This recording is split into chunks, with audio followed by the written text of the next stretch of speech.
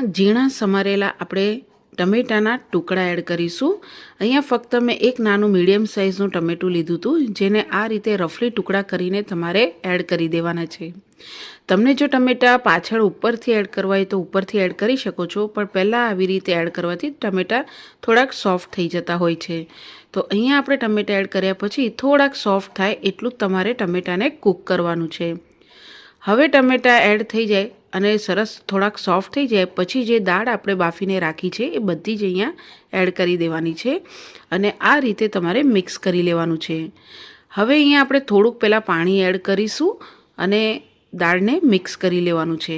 અહીંયા ગેસની ફ્લેમ તમારે લો ટુ મીડિયમ રાખવાની રહેશે શરૂઆતમાં, નહીંતર દાળ તમારી ચીપકી જશે જો ફાસ્ટ ફ્લેમ રાખશો તો। હવે અહીંયા તમારે દાળ કેટલી જાડી પતલી રાખવી છે એ પ્રમાણે તમારે અહીંયા પાણી એડ કરવાનું। તો અહીંયા મેં બીજું 1 ગ્લાસ જેટલું પાણી એડ કર્યું।